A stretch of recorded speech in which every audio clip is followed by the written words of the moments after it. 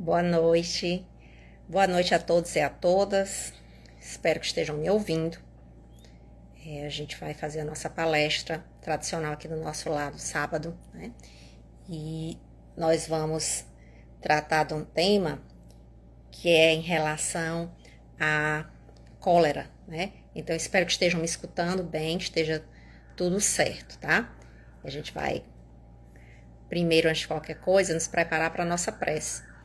Toda atividade no centro espírita, ela é feita primeiramente com a prece, para abertura, para encerramento. Aí você pode dizer, sim, Cristiane, mas para que isso? Por qual é a finalidade disso?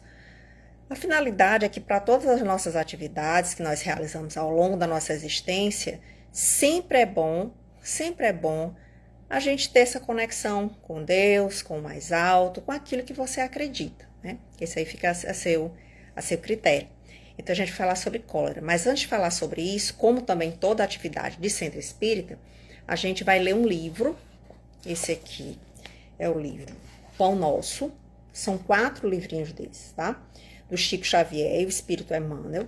Esses 4 livrinhos, o Emmanuel pega uma frase de qualquer trecho do Evangelho, das cartas de Paulo, ele faz comentários sobre eles, né? E são trechos muito interessantes. Então, o homem com Jesus é o 61. Regozijai-vos sempre no Senhor. Outra vez digo, regozijai-vos. Paulo. É a carta que eles fez aos filipenses, que moravam na Filipeia, capítulo 4, versículo 4. E aí Emmanuel comenta sobre esse trecho, sobre essa frase.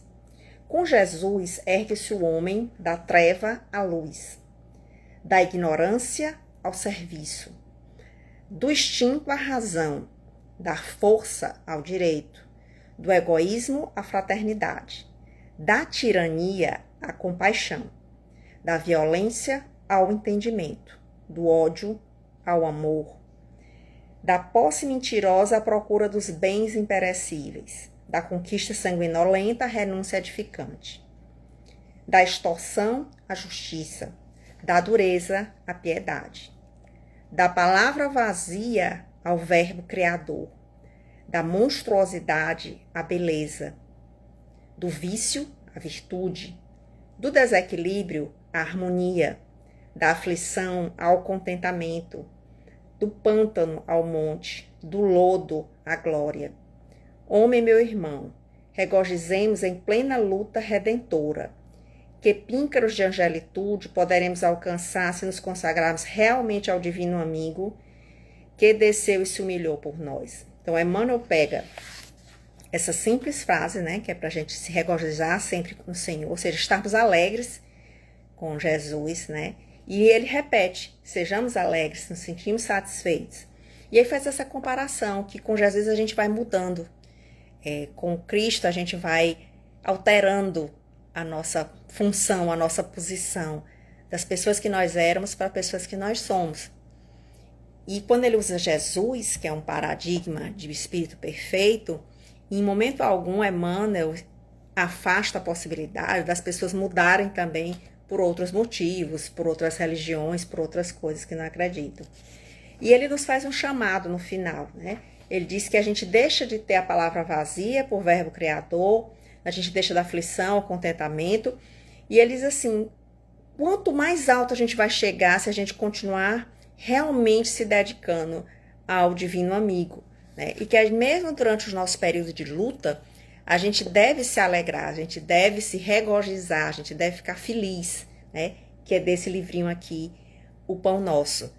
Isso vai servir para o nosso tema, que é com relação à cólera, né? O espírito e a cólera, o espiritismo e a visão do espírito sobre a cólera. Mas antes disso, a gente se prepara para a nossa prece. A prece no espiritismo não tem ritual, não precisa você estar sentado, ajoelhado, de olhos fechados, você não precisa gritar, você não precisa de nada disso, né? Então, quem quiser ficar com os olhos abertos, fique. Quem quiser ficar com os olhos fechados, também fique. Sinta-se totalmente à vontade. O que a gente deve nesse momento é tentar se conectar com Deus, tentar afastar os nossos problemas, as nossas dificuldades que todos nós temos e procurar pensar um pouco, refletir um pouco sobre o que a gente vai conversar hoje, tá? Então, Pai Celestial, abençoa todas as pessoas que escutam a nossa palestra, que estão aqui presentes. Abençoa seus lares, suas casas, suas famílias. Que Deus os abençoe, que Deus ilumine a cada um no seu propósito. Que Jesus envolva seus lares e que Deus abençoe também suas dificuldades e suas lutas. Que assim seja. E diante disso, nós vamos conversar um pouco sobre essa questão da cólera e como ela se relaciona com o espiritismo. Mas antes disso, a gente vai falar um pouco sobre a questão do sentimento. Porque cólera é um tipo de sentimento. Tem sentimentos que são inatos, que fazem parte da nossa natureza. Nós não temos como fugir deles, nós vamos administrar a convivência com eles. Mas esses sentimentos existem e não temos como fugir, como eu disse antes. Nós sentimos raiva, nós sentimos medo, nós sentimos alegria, nós sentimos tristeza, nós sentimos a sensação, às vezes, de angústia, mas sentimos também a sensação de plenitude, a sensação de paz. Esses sentimentos, eles vão passando pela gente, né? Eles vão atravessando a nossa existência. Só que a gente tem que, ao longo do tempo, cultivar, né? Alguns deles, como nós conversamos, eles já nascem, né? Eles já estão com a gente desde o nosso nascimento. Até porque alguns deles nos protegem, né? E outros nos trazem emoções, situações que nos agradam. Se nós não tivéssemos medo, nós arriscaríamos o nosso pescoço e a nossa vida em situações temerárias. Porque a coragem não é a ausência do medo, é eu ter medo, mas eu me preparar para alguma coisa. Às vezes a gente vê uma pessoa subindo uma montanha, viajando num veleiro ao redor do mundo, e a gente diz assim, nossa, que coragem.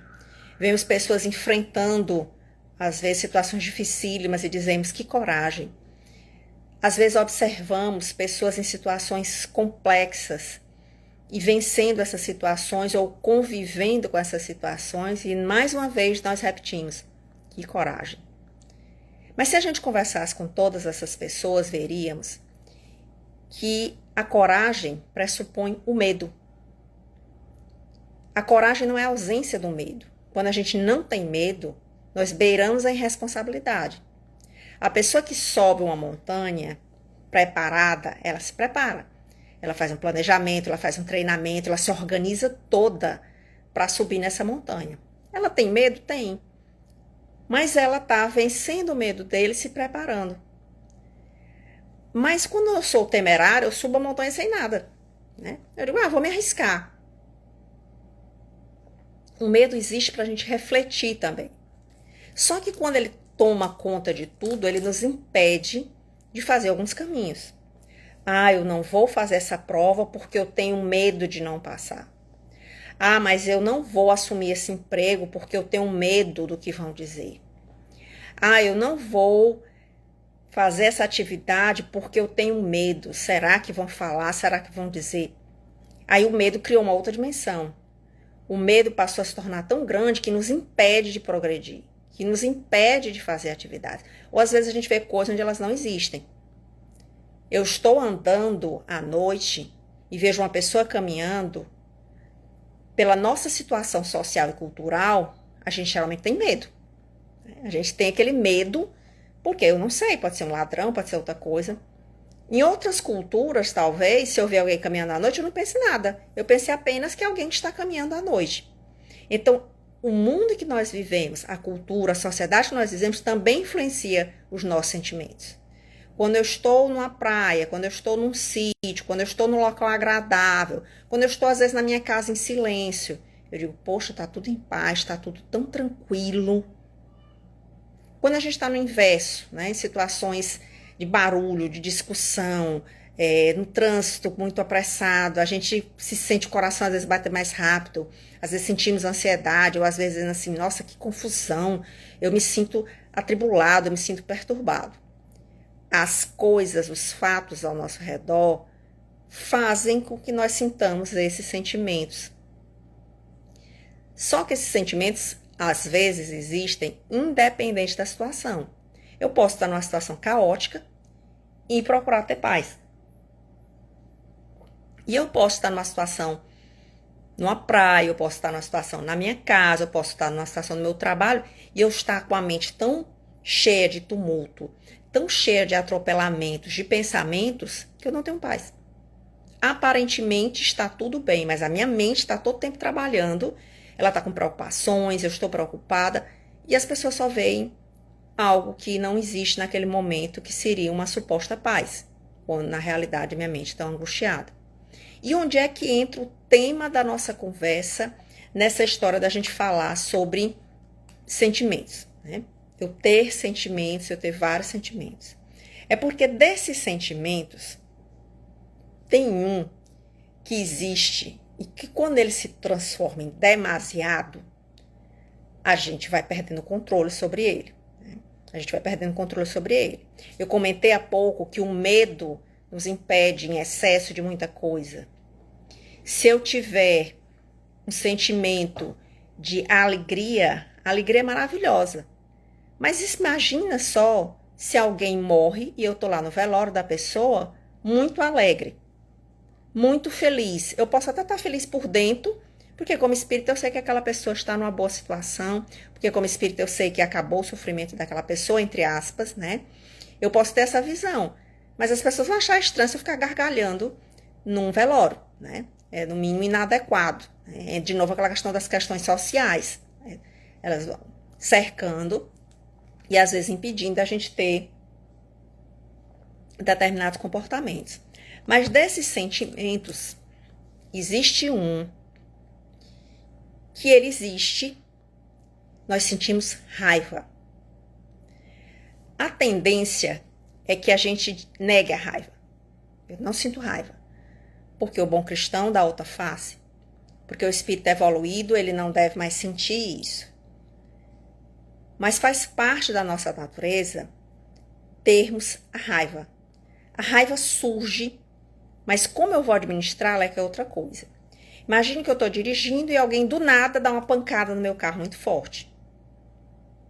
Sem qualquer justificativa, simplesmente a pessoa bateu no meu carro.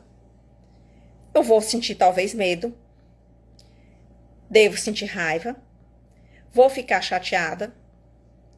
Agora, o que eu vou fazer com esses sentimentos, com essas emoções que naquele momento estão passando pelo meu cérebro, é que vai me dizer como é que eu estou vivenciando o meu evangelho, como é que eu estou vivenciando o espiritismo.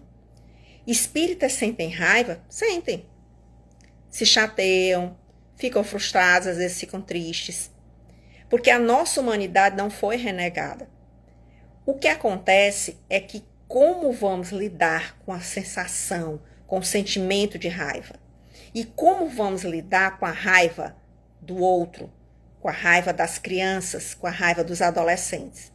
Porque também temos a tendência a dizer para as crianças, não sinta raiva, olha, você não pode ficar chateado. E quantas vezes elas não vêm chateadas? Desligando o celular, fazendo cara feia, né? Reclamando, brigando com outras pessoas. Elas percebem isso, elas percebem essa contradição. As crianças notam que nós estamos dizendo uma coisa e fazendo uma outra coisa. E no caso da raiva, a gente tem que ter o cuidado que ela não extrapole, que ela não vire a cólera. O que é a cólera? A cólera é o extremo da raiva. Eu estou com raiva e me chateei e aquilo ali pode passar. A cólera é uma reação desproporcional ao motivo que me gerou aquela sensação. Ela não é só eu estou chateado. Na cólera, a pessoa sai de si, ela perde a noção. Na cólera, a pessoa pode quebrar coisas. A pessoa pode explodir ou ela pode implodir. Ou ela explode ou ela implode. Né? Temperamentos coléricos. Quem não conhece alguém da sua família, um amigo, um conhecido ouviu a história. Olha, fulano é muito zangado, qualquer coisa já está estourado, qualquer coisa já está brigando. Ou às vezes, comentários, fulano qualquer dia você vai ter um infarto, porque suas reações são reações de cólera, sua reação são reações de fúria. São pessoas que ficam furiosas. Como eu disse, furiosas externamente, se percebe nitidamente. Ou pessoas furiosas que estão implodindo a fúria. Dentro de si, elas estão guardando toda aquela fúria, toda aquela insatisfação. Mas de onde vem esse nosso sentimento de cólera? De onde vem essa fúria, esse descontrole, que vai muito além da raiva tradicional, muito além de qualquer outro sentimento que nos leva, inclusive, a perder a razão, inclusive a nos arrepender depois de palavras, de atos que podemos fazer. Do nosso orgulho. Dos nossos atos orgulhosos que não aceitam contestação, que não aceitam um controle, que não aceitam serem satisfeitos, perdão. Os nossos atos que não permitem que outras pessoas nos contestem ou digam que não é assim. Em algumas famílias, se percebe nitidamente quando se diz assim, olha, não fale assim, você vai mexer com seu pai vai se descontrolar, olha, não fala isso e sua mãe vai perder o controle, o descontrole. Casos de pais e de mães que espancam os filhos porque perderam o controle, porque estão cheios de cólera. Um ato que seria banal, que mereceria uma repreensão, que mereceria um castigo de, olha, você vai passar tantos dias, a pessoa perde totalmente o controle. Uma discussão no trânsito que poderia ser resolvida de outra forma, mesmo que você estivesse com raiva, porque a pessoa bateu no seu carro, você bateu no carro de outra pessoa, ela estivesse chateada, a pessoa tira uma arma e bate a outra pessoa. Alguém não gostou porque o outro olhou, tira a vida do outro. Alguém bate em outra pessoa porque se julgou agredido por essa pessoa. Vamos a uma historinha antes da gente ir para o evangelho. Um rapaz saía com a sua namorada, né? E tinha um senhor que trabalhava em banca de jornal. E esse senhor que trabalhava em banca de jornal sempre falava com ela todo dia, olha, como vai, tudo bem, tá tudo assim. E nesse dia ele falou com ela também. O rapaz não contou a história. Agrediu o senhor da banca, porque ele estava falando com a namorada dele. Então vamos dividir em duas partes. Tornou a namorada uma propriedade, a namorada dele. Depois, o senhor estava cumprimentando, falando com ela, e ela respondeu. Se ele não gostasse, era uma conversa que eles teriam que ter. Não partir para a agressão com uma pessoa que está tratando bem outra pessoa, que fala com essa pessoa todos os dias. Isso é perder o controle. Cristiane, mas eu já tenho atos de cólera. A gente fica cego, a gente não vê o desespero, ou então o ódio é tão grande que a pessoa não consegue reagir de outra forma. Então, as nossas emoções não estão sendo controladas, não estão sendo administradas, as nossas emoções. Elas estão tomando conta da gente, elas estão conduzindo a nossa existência. Elas estão conduzindo a nossa existência. E a gente tem um trecho no Evangelho, segundo o Espiritismo, que a gente vai falar sobre ele, que é sobre essa questão da cólera. Tá? Bem-aventurados os que são mansos e pacíficos. Uma das coisas que a nossa sociedade às vezes condena são as pessoas muito pacíficas. Fulano e fulano é muito mole. Fulano deixa fazer o que querem com ele. Vamos separar as coisas. Fulano é muito covarde. Vamos separar as coisas. Uma coisa é a gente ter certeza e defender o nosso direito. Outra coisa é nós sermos agressivos em qualquer situação. O Espiritismo não condena que a gente imponha os nossos limites. Mas não há sentido também de nós extrapolarmos esses limites, com palavras, com gestos físicos, agredindo outras pessoas. Então, pegando aqui o Evangelho, nessa parte do capítulo 9, Bem-aventurados que são mansos e pacíficos, no tópico 9, diz o seguinte: o orgulho vos leva a julgar-vos mais do que sois, a não suportardes uma comparação que vos possa rebaixar, a vos considerardes, ao contrário, tão acima dos vossos irmãos, quer em espírito, quer em posição social, que o menor paralelo vos irrita e aborrece. Que acontece então? Entregai-vos à cólera. E ele continua: procurai a origem desses acessos de demência passageira, que vos assemelham ao bruto, fazendo-vos perder a sangue frio e a razão. Procurai quase sempre e encontrareis como base o orgulho ferido. Não é o orgulho ferido por uma contradição que vos faz repelir as mais justas observações e rejeitar encolerizados os mais sábios conselhos, até mesmo as impaciências que se originam de contrariedades muitas vezes pueris, decorrem da importância que cada um liga à sua personalidade, diante da qual julgais que todos devem curvar-se.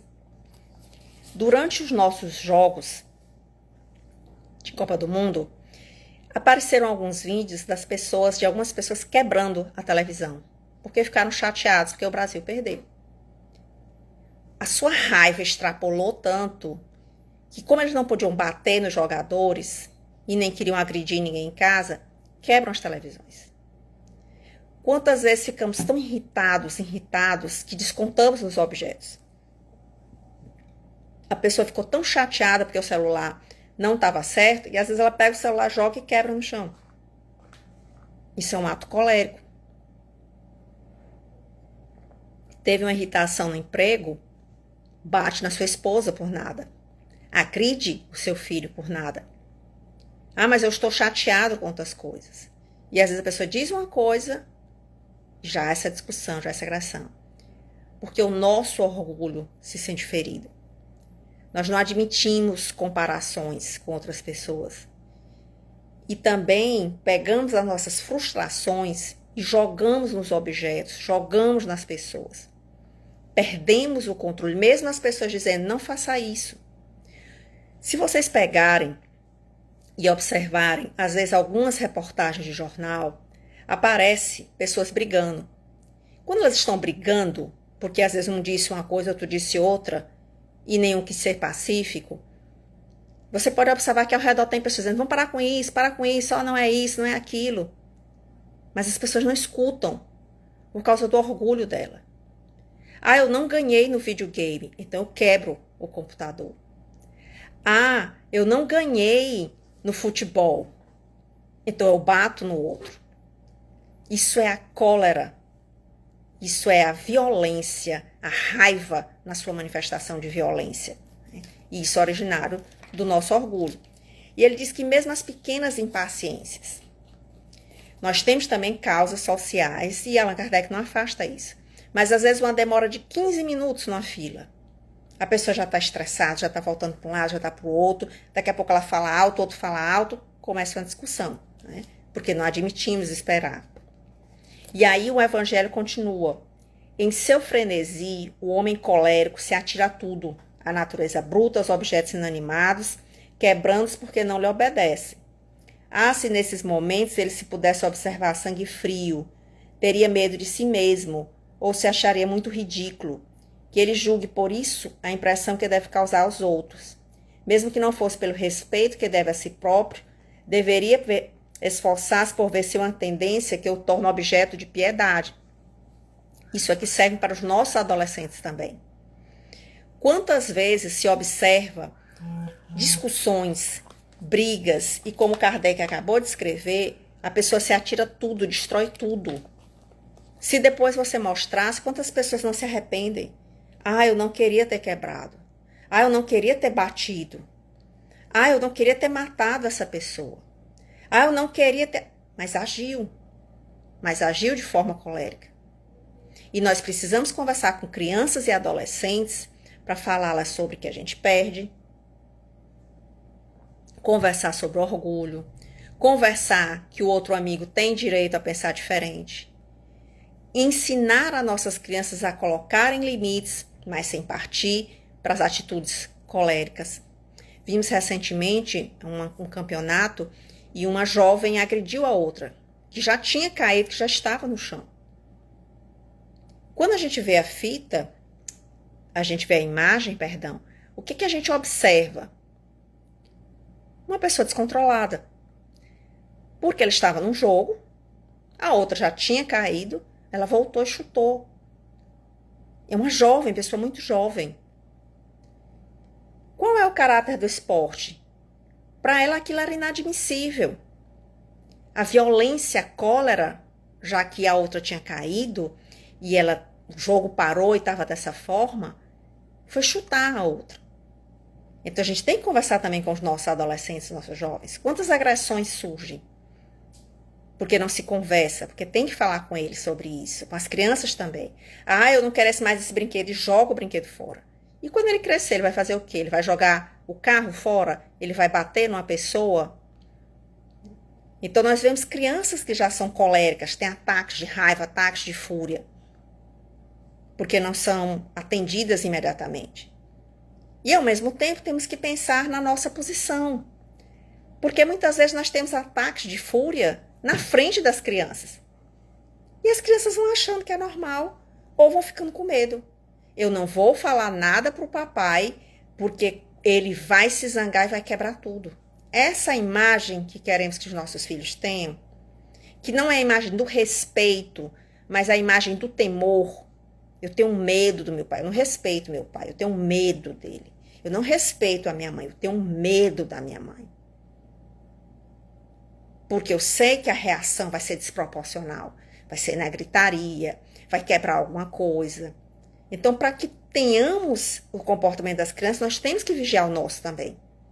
Porque se nós não vigiarmos o nosso, e toda vez que eu me chatear, pegando esse copo aqui, eu quebrar um copo, como é que eu vou dizer para minha filha e para o meu filho, olha, tenha paciência, não faça isso, tenha calma. Crianças que não aceitam, e jovens, serem reprovados no colégio, na escola. E ao invés de conversar, eles agridem os professores, porque estão com raiva. Pais agredindo professores, porque não aceitam que os seus filhos, a gente volta sempre para o orgulho, que seus filhos possam ser reprovados, que eles não tiveram condição, mas vão se recuperar, né? Partem para as agressões. Isso é a cólera. Agridem animais porque o animal não sabe se defender. O cachorro do vizinho está latindo, então eu vou bater no cachorro do vizinho. Eu não posso conversar com ele, não posso tentar de outra forma, porque eu quero agredir a pessoa. E no Evangelho ele continua. Se pensasse que a cólera nada resolve, que lhe altera a saúde e compromete até a vida, reconheceria ser ele próprio a própria vítima. Mas outra consideração, sobretudo, deveria contê-lo, a de que torna infelizes todos que o cercam. Se tem coração, não lhe será motivo de remorso fazer que sofram seres a quem mais ama, e que pesar mortal se no acesso de fúria praticasse um ato que houvesse de deplorar por toda a sua vida. Em suma, a cólera não exclui certas qualidades do coração, mas impede que se faça muito bem e pode levar à prática de muito mal. Isso deve ser suficiente para induzir o homem a esforçar-se por dominá-la. Eu posso fazer mal às pessoas próximas a mim e me arrepender profundamente por causa dessa cólera. Eu posso tornar as pessoas infelizes por causa disso. Isso, o Espírito faz pressuposto que a pessoa tem um bom coração, certo? Porque alguns não estão muito preocupados se estão fazendo sofrer ou não fazer sofrer alguma pessoa por causa dos seus comportamentos. Não, eu não vou com o meu esposo para a festa, porque lá ele é muito esquentado, ele é pavio curto. Olha, ela se zanga com tudo. Mas por quê? Por que isso? Por conta do orgulho. Porque eu não controlo as minhas emoções, eu não administro as minhas emoções. Uma pessoa que eventualmente se zangue é algo normal. Que você tenha raiva é algo normal. Mas uma pessoa que está sempre assim é um problema. é um problema de saúde, é um problema para a família. Quem quer conviver o tempo todo? Para os amigos. Quem quer chamar alguém para uma festa, para um encontro, para um aniversário, para uma pessoa que qualquer coisa você tem que, usando a expressão bem nossa, né? Pisar em ovos, porque a pessoa já se esquenta. A pessoa dá uma resposta, a pessoa se estressa, a pessoa bate.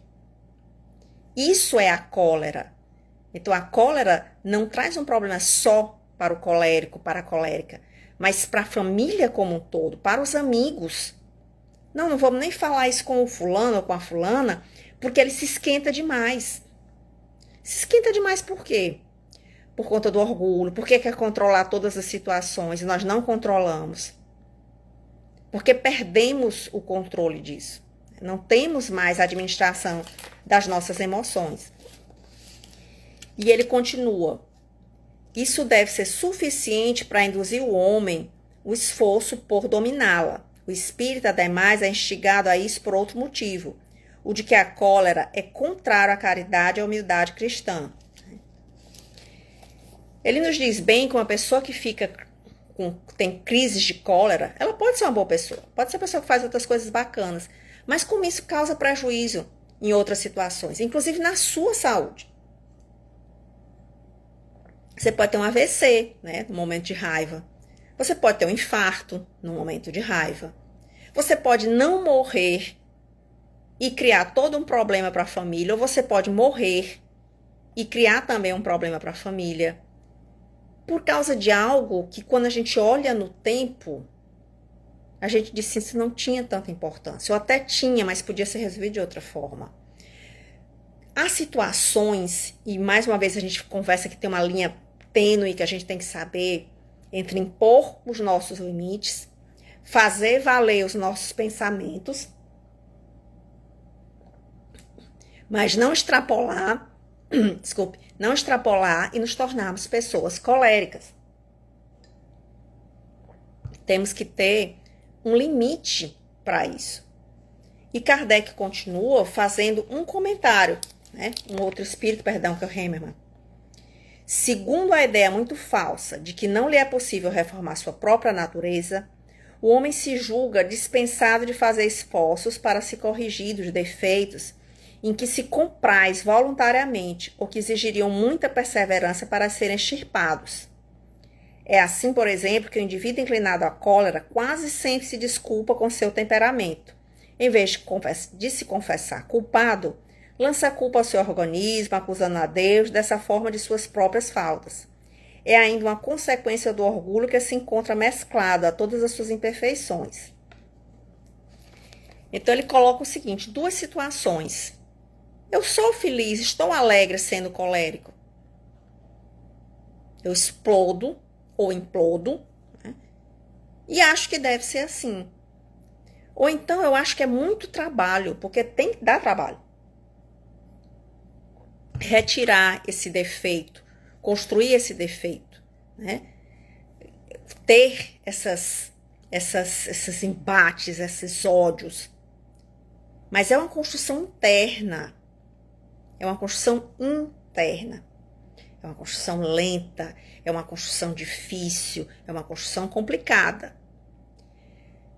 Se alguém está em ataque de fúria, é necessário conter. Não tenha receio de chamar a polícia, de chamar o hospital, das medidas que são cabíveis para as pessoas que estão destruindo as coisas, machucando alguém, machucando uma criança, machucando outra pessoa. A nossa lei existe para isso. Mas o outro é o outro. Eu tenho que pensar em mim. Uma coisa é a minha defesa. Alguém vem me atacar com cólera, vamos parar. Mas outra coisa sou eu. Porque o defeito é meu. Eu tenho que tentar modificar. Eu sou aquela pessoa que por qualquer coisa eu já estou jogando as coisas fora. Eu já estou quebrando tudo. Por qualquer fato, ato, e eu estou imaginando que a pessoa não está com outros problemas, eu quebro algo, eu bato nos meus filhos, eu agrido, então a gente tem que parar, porque nós não estamos bem. Temos que buscar ajuda médica, ajuda profissional, ajuda religiosa. Porque eu reitero, que eu conversei bem no nosso início, ter raiva é um sentimento normal e a gente administra. A cólera não, a cólera é destruidora, porque nós perdemos o freio que segura um pouco as nossas agressões, né? A gente não pode fazer isso, porque aí a gente pode se arrepender. E Kardec continua dizendo que há temperamentos que se prestam mais a outros atos violentos. Não acrediteis, porém, que aí esteja a causa principal da cólera. Quando ele fala isso, é porque naquela época se dizia assim, as pessoas têm raiva por causa dos seus músculos, do seu... Kardec disse, não, isso não tem nada a ver. A cólera, como outros vícios, ela vem da alma, do espírito, não é o corpo.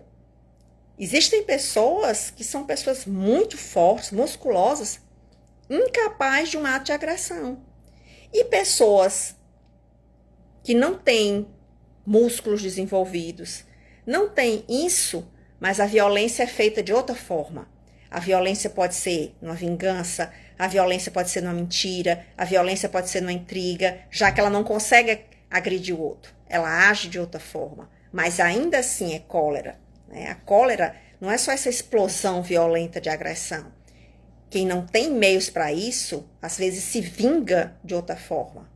Eu não tenho como agredir a pessoa, mas agrido o animal. Eu não tenho como agredir o meu chefe, mas eu desconto na minha casa, no meu marido, no meu esposo, nos meus filhos. Eu não tenho como agredir as pessoas que trabalham comigo, mas eu agrido o animal que eu crio, eu agrido o animal do vizinho, né? Eu posso agredir a mim mesma, eu dou um murro na parede e quebro todos os meus dedos. Isso é cólera, isso é descontrole, né? Isso é descontrole. E aí Kardec pondera, aliás, Hahnemann pondera, desculpe. O corpo não dá cólera àquele que não a tem, do mesmo modo que não dá aos outros vícios. Todas as virtudes e todos os vícios são inerentes ao espírito. A não ser assim, onde estaria o mérito e a responsabilidade? O homem deformado não pode tornar-se direito porque o espírito não tem nenhuma ação sobre isso. Mas pode modificar o que é do espírito, quando tem vontade firme para isso. A experiência não vos mostra, espíritas, até onde é capaz de o poder da vontade, pelas transformações verdadeiramente miraculosas que operam aos vossos olhos? Dizeis, pois, que o homem só se conserva vicioso porque quer permanecer vicioso. Que aquele que queira corrigir-se sempre o pode. De outro modo, a lei de progresso não existiria para o homem. Eu preciso querer mudar. Porque eu tenho que pensar que às vezes a pessoa ganha com isso. Ela é explosiva, aí todo mundo tem medo. Não pode fazer isso não, porque fulano vai explodir. E às vezes a pessoa sabe disso. E ela usa isso para controlar a casa toda, para controlar filhos, para controlar tudo, né? Então, muitas vezes, a pessoa não quer. Porque quando eu quero, eu reconheço o vício, é uma batalha, é uma luta. Mas eu vou todo dia tentando, não vou, não, o celular não tá bom, não vou. Eu chego ao extremo de eu queria quebrar isso aqui. Mas você tem que parar. Você tem que chamar imediatamente em oração para que você se acerene, porque a sua vida vale mais do que isso. Poxa, eu deveria descontar isso. Fulano me fechou aqui no trânsito, deixa eu correr atrás dele com o carro até bater nele. Eu posso matar aquela pessoa. Eu posso morrer. Eu posso criar um problema, eu posso ter várias situações, estar envolvida em coisas que a minha cólera levou aquilo ali. Mas eu preciso querer me modificar. Eu preciso querer essa alteração. Porque todos os vícios, como o Espírito acabou de dizer, o Hahnemann, eles vêm da nossa alma e são coisas que às vezes a gente alimenta. Então a gente precisa começar a deixar de desalimentar. Tanto a cólera externa como a cólera interna. Porque eu não quebrei o celular, mas por dentro meu coração está com taquicardia, eu dobro as mãos, tem gente que se morde de raiva. Está agredindo a quem? A si mesmo. E não vai resolver a situação, né? Então, que nas nossas noites, das nossas preces, né, a gente possa refletir sobre a cólera se não somos nós os outros, que possamos ensinar e impor limites aos nossos filhos, que possamos ensinar e impor limites às adolescentes, às crianças, a que elas não sofram ataques de cólera, mas que também elas não sejam os causadores disso. Que nos nossos trabalhos, maridos, esposas, a gente também não aceite isso. Porque existem leis que protegem. Então você não vai ter que apanhar de alguém porque essa pessoa não se controla. O Espiritismo nunca apoiou isso, nem vai apoiar. Mas se eu vejo alguém que qualquer coisa, é meu filho, qualquer coisa, quebra a mesa, bate, converse, leve ao médico, faça suas preces. Ou se é você, faça por você mesmo, repense. Eu tenho um filho que ele agride todos os animais. O que está acontecendo? Vamos conversar, vamos ver o que é isso. Está despejando a fúria, a raiva, mas é porque eu sou assim também, né? E pensar no que as outras pessoas também podem sentir com as minhas reações, né? Com as minhas reações. Então, que a gente pense nisso. É um tema muito amplo, é um tema que dá muita margem para conversa. E que na nossa terça-feira a gente possa refletir sobre a cólera, sobre a nossa função como espírita, né? Que envolva os nossos lares, né? Que a gente consiga se asserenar. E na dúvida, quando a gente estiver na dúvida de explodir, que a gente faça a nossa oração imediatamente que a ajuda vem, né? Que a gente faça a nossa prece imediatamente pedindo ajuda, né? E que não tenhamos medo, porque a gente tem certeza que Jesus está conosco, está nos conduzindo, estamos sempre com os nossos anjos guardiões que estão ali, e que a gente se prepare para isso.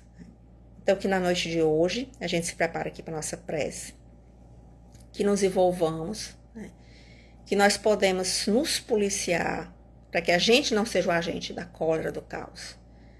E que se um dia a gente for, a gente também se perdoe e repense, né? Que a gente não fique se punindo. Poxa, eu agi assim, agi assim, eu agi com cólera, mas eu não vou agir mais, eu vou repensar no meu comportamento. Então é muito importante também a gente não ficar se punindo tanto por uma atitude que a gente teve e que a gente está se comprometendo a não ter mais. Tá? Então que Deus nos abençoe, abençoe os vossos lares, envolva cada um em luz, em harmonia. Que Deus abençoe os trabalhos de vocês, as lutas que cada um enfrenta. Ilumine seus filhos, esposos, esposas, as atividades nos centros espíritas. Abençoe e ilumine o propósito de vida de cada um. Que Jesus abençoe os que estão nos hospitais, nos abrigos, nos presídios. Que Ele ilumine os angustiados e os desesperados. Que abençoe suicidas, homicidas. Que Deus nos ilumine hoje e sempre. E que assim seja.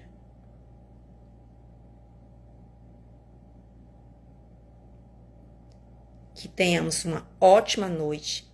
Muita paz, bons sonos e bons sonhos para todos. Tchau, tchau.